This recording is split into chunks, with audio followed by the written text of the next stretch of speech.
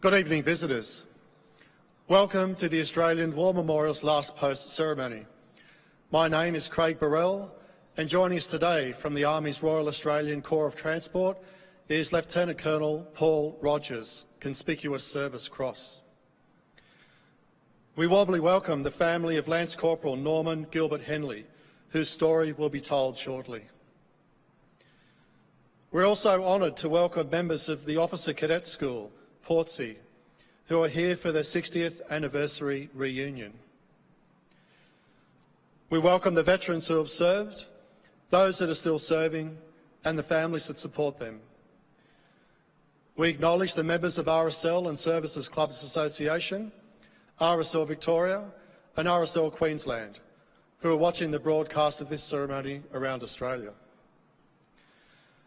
During the ceremony, wreaths will be laid at the base of the Pool of Reflection by family, visitors and students on behalf of a school from South Australia, that is Glenunga International High School. Please stand and join in singing the National Anthem.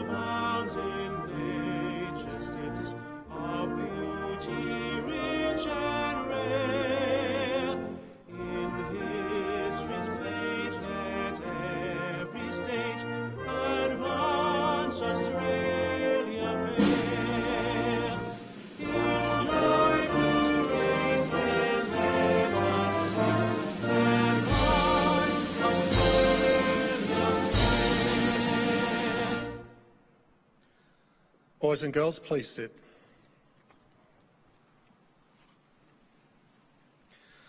The Australian War Memorial was the vision of Charles Bean, Australia's First World War official historian.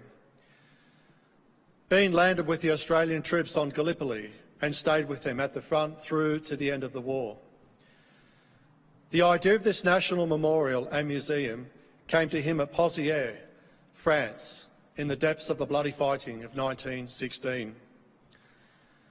Bean's idea was that this would be a place where families and friends could mourn their loved ones buried in faraway places. It would also be a place that could help all Australians understand what these men and women had endured and what they had done for us.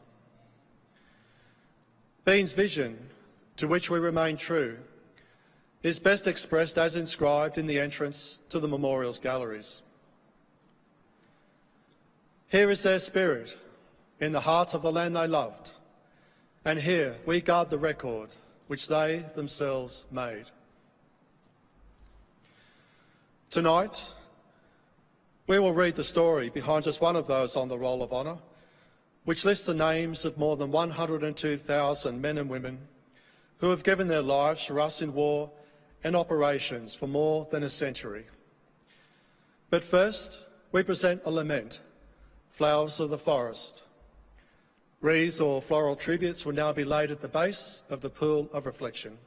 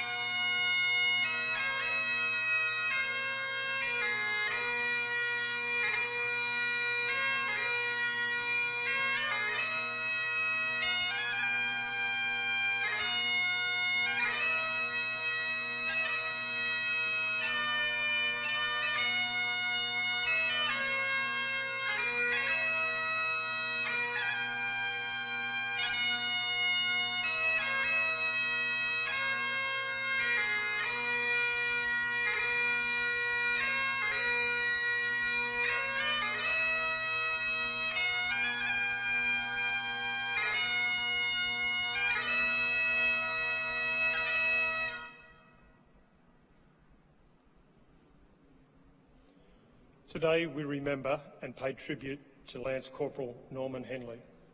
Norman Gilbert Henley was born on the 17th of March 1888 in Goolwa, South Australia, to Benjamin and Esther Henley, the second of 12 children.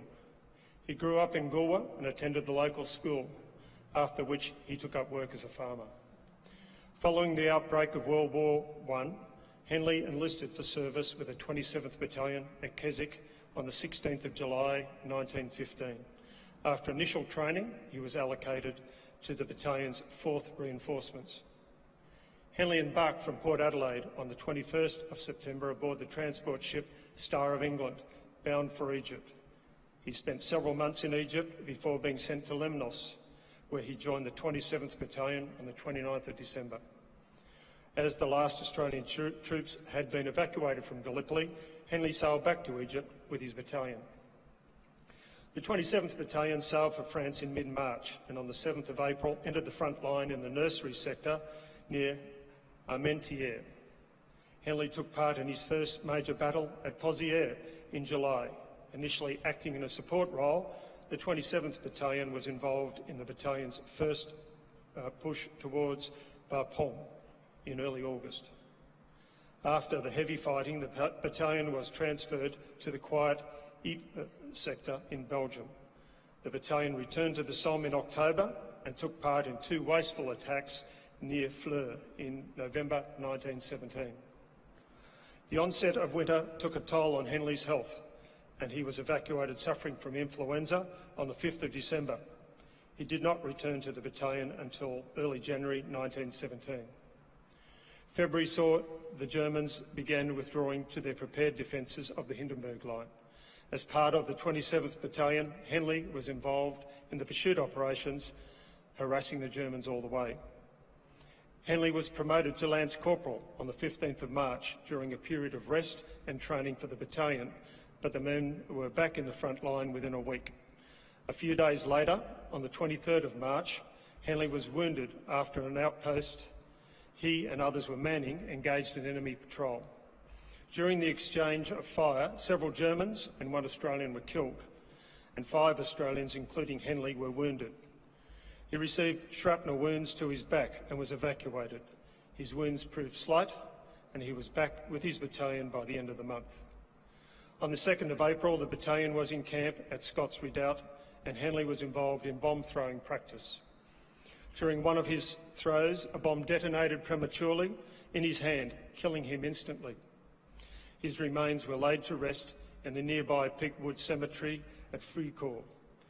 He was 29 years old. His name is listed on the Roll of Honour to my right, among more than 60,000 Australians who died while serving in the First World War. His photograph is displayed today beside the Pool of Reflection. This is but one of many stories of service and sacrifice told here at the Australian War Memorial. We now remember Lance Corporal Norman Gilbert Henley, who gave his life for us, for our freedoms, and in the hope of a better world.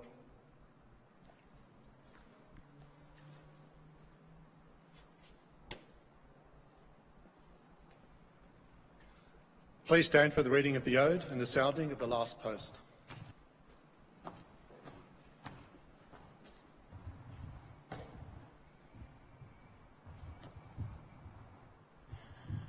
They shall grow not old, as we that are left grow old. Age shall not weary them, nor the years condemn. At the going down of the sun and in the morning, we will remember them.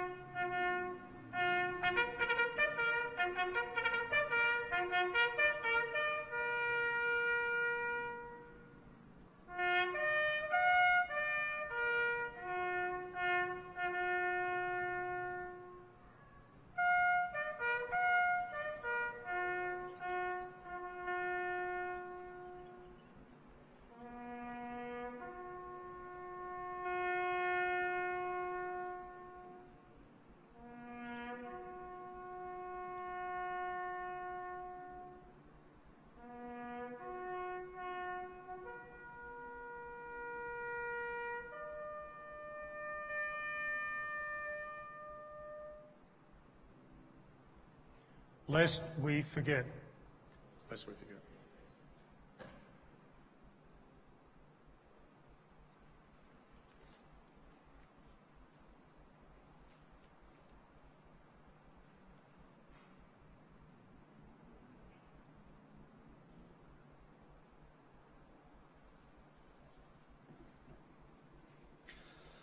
We leave you this evening with the words of the memorial's founder, Charles Bean.